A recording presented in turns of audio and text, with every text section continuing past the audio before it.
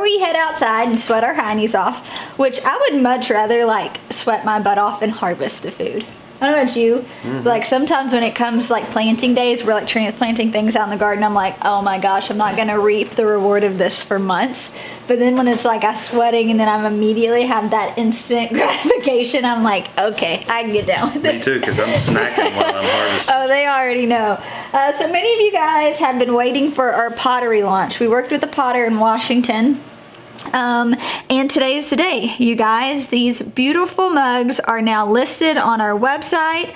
I will put a link down in the description below. Unfortunately, we had placed a bigger order and we ended up having to cut that order due to like time and availability. So we don't have as many as we had originally hoped to have. We only have 250 of these, you guys.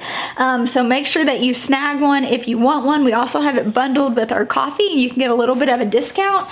But before we get in the hustle bustle of this video, I wanted to remind you guys, because some of you have been commenting, sending us emails. If you're a part of our email community, then you know that they'd already went live. So make sure you are signed up for that as well, just to kind of stay up to date. Usually we allow our email community first dibs on stuff like that, you know, special kind of promotions and things like that. But our mug is now available. And they're big. They're big. This is what, 16 ounce? I think it's at least 16 Yeah, it's a 16 ounce mug. All the specs are on our website though. So yeah, if you want one, go snag one. We can be mug buddies. But let's go outside. Yeah, and then you can have this beautiful little collection. Like I do too. All right, I'm grabbing my drink, which is V8. So many people ask what I'm drinking. We haven't done a lot of juicing, which really we have probably some cucumbers that are too big that I know I harvested. That would be great just to juice a bunch of that, keep it in the fridge. Cucumber juice is one of my favorites. All right, Nathan's already starting to harvest. I'm trying to get all of my other tripods set up, but I have been noticing this question. And Nate handles most of our comments, so anyone who comments, thank you so much. We appreciate that engagement. And Nathan works really diligently to take time out every day and try to catch some of those. But some of the comments that I have been seeing is asking if I even grow out in a raised bed or if I am only growing food in the high tunnel. And that's a great question. So this year we put a massive emphasis on our high tunnel because we just bought our farm August of last year, and this will be our first time being able to grow in a high tunnel. So we put a massive emphasis on just doing a lot of high production stuff out here. Now we do have the okra, which gets really big out in the raised bed. I've got some beans out in the raised bed, chickpeas. We're gonna be doing quinoa. So I have some larger things out in the raised bed, but other than that, the bulk of it is just flowers. And so in here, we have got the bulk of our food production. And the reason that we do that is because we're growing these hybrid greenhouse varieties that thrive in this atmosphere. I talked to my sister this week, and she was saying that all of her tomatoes, just pest has destroyed them. Not only are these, you know, greenhouse varieties, they're pest resistant, disease resistant, high humidity tolerant. So because of the varieties, that makes a massive difference. But we could yield more by growing in here than doing several successions out in our raised bed. So that's kind of why we emphasize on the high tunnel. It grows faster, it produces more, and we have less disease and pest because of it.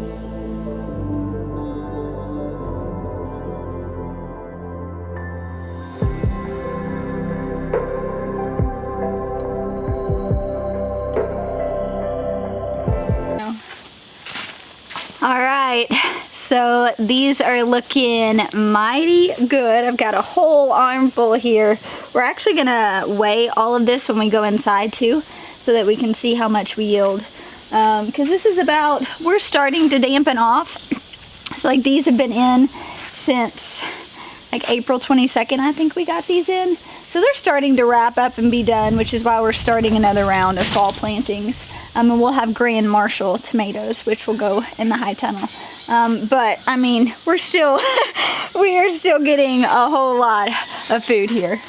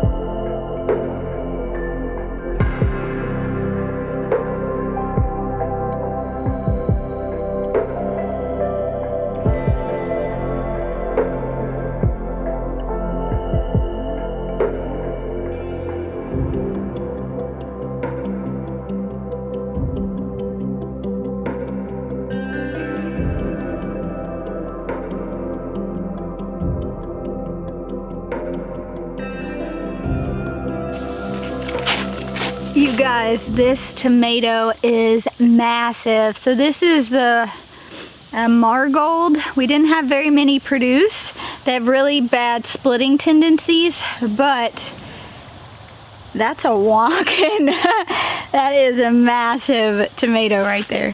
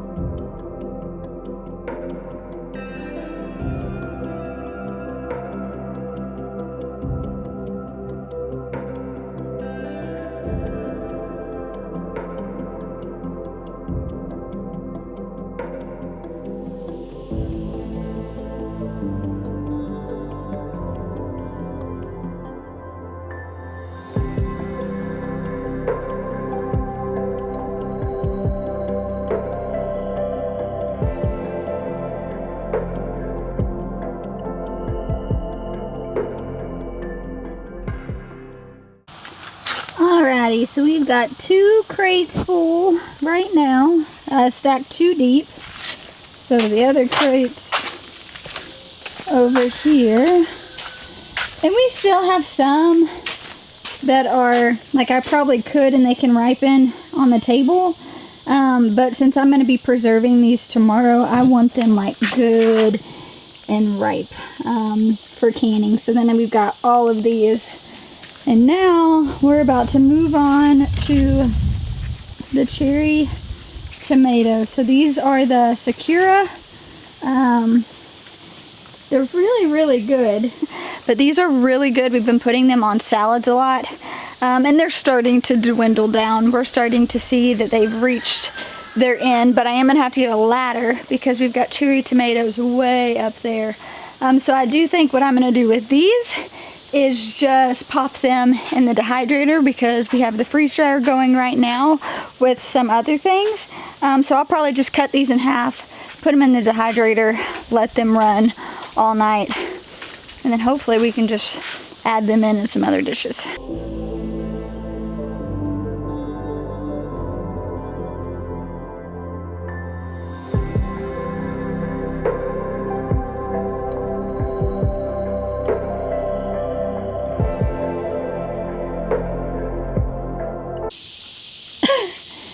Do you ever think you'd have to be harvesting tomatoes on a ladder?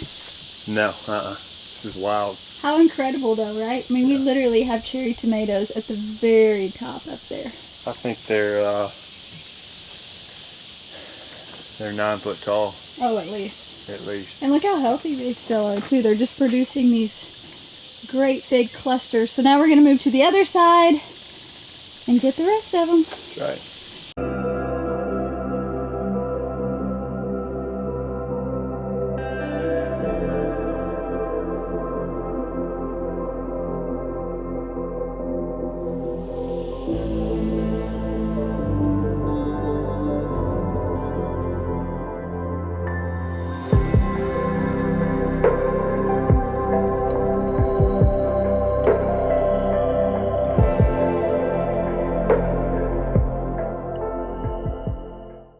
Do you think you would grow these again? Like you'd want me to grow these cherry tomatoes again? These are by far the best producing cherry tomatoes we've ever grown. Yeah. By far. Like just the fruit that each one of these is incredible. I agree. Look at this. Now, lay it on us. I wouldn't mind some Berry's Crazy Cherries, and I love those, what were they, the blueberry? Oh yeah. You really like the Brad's Atomic Grapes too. And the Brad's Atomic Grape. Farm. I think we'll grow some diversity next year. Here's the thing. I like the heirloom cherry tomatoes, and there's a couple heirloom slicers that I liked, but I just like having that variety, and I can really taste the difference in a lot of those cherry tomatoes. Yeah. You know, these are just there's nothing special other than the fact that these produce like a mother. Yeah. You know. All right, so we've not even made it through harvesting one crop out in the tunnel, and we are almost 3 crates full. And as someone who grows the majority of my family's food, that feels good. That every time I'm coming out here, we are literally filling crates and crates of food. It means I must be doing something right. Like Nathan said, flavor's totally different. But for us, some years we've grown for flavor. That was one of our goals. This year our goal was food preservation. And we wanted to grow for production purposes to put up enough food for our family. So by doing that, we had to shift the varieties that we were growing. And honestly, I'm glad that we did. Weave through the jungle here.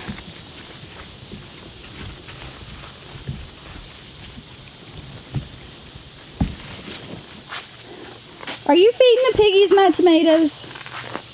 No, I'm feeding them the scratch. And then, yeah, 3 cherry tomatoes. Yeah, put them in my pocket.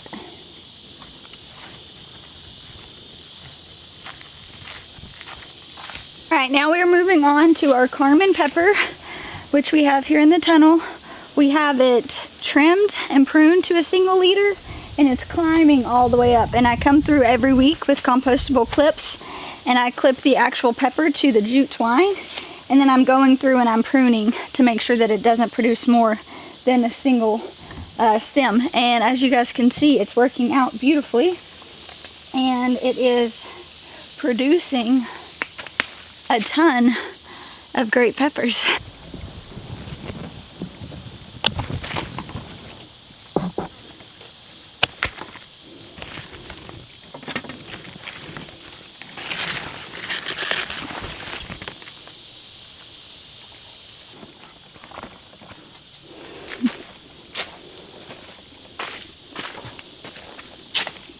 Add this in with my collection. All right, so some of the last things we're harvesting are all of our like bush peppers. So the peppers over here, we had pruned to a single liter climbing up that jute twine. Over here we have rebar and twine, and we're kind of confining these peppers but letting them bush out. So they're performing a bit differently, but now let's just start harvesting the shishitos. We've got the red embers, which are gonna be super, super hot. And then there's another variety that I can't remember off the top of my head.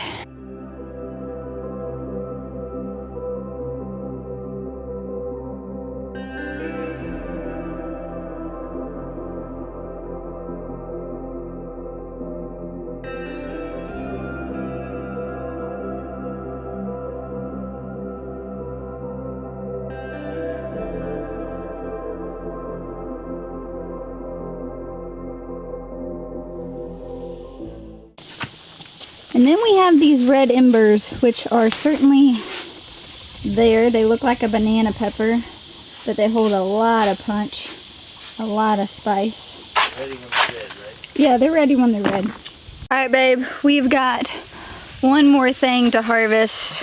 Cucumbers. The cucumbers. So I did, like I mentioned, came out here yesterday, harvested a massive basket. We had some that were really, really big, and so I fed those to the pig, and there's some up top that are pretty big. I'm gonna attempt just to shimmy up there so we don't have to move the ladder again and just pass them down to you. If I had to bet who had better balance, I might take one for the team. Yeah. You don't think so? Go for it. It would be just not like harming the other plants in the making. Mm-hmm. It would be like if I accidentally fell. Would be the problem.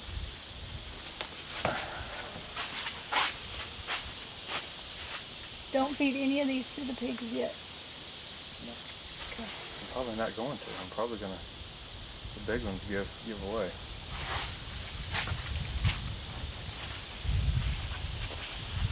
Oh yeah, I definitely need a ladder.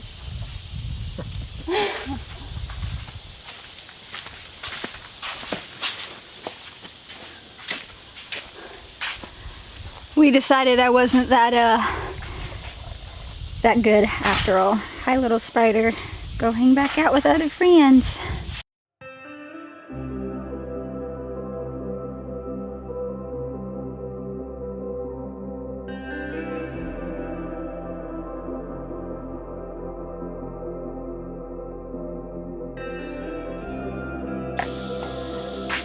Alright, so we had these massive clusters at the top. You guys can see I've just stuffed them in my overall pockets. We still have what, a couple more clusters you think on the other side? Yeah. Yeah. Whew, doggy.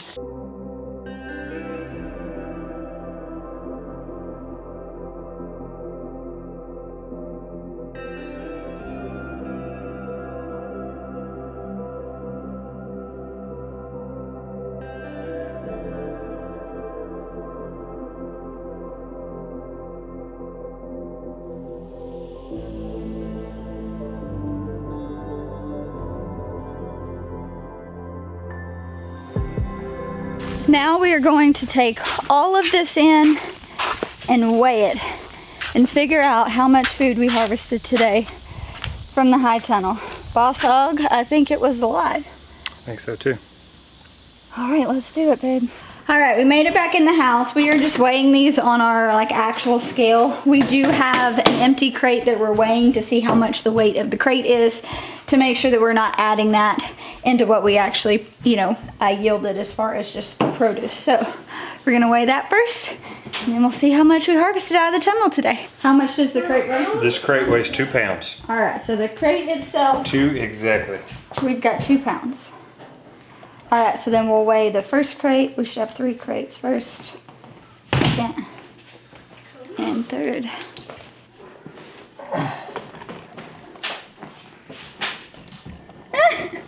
Can't see. Do you see what it says? 22 pounds. So that'll be 20 pounds for this crate. Yep. All right, second crate. 33.2. So 31. 34.2. 34.2. 32. Okay, let's write it down.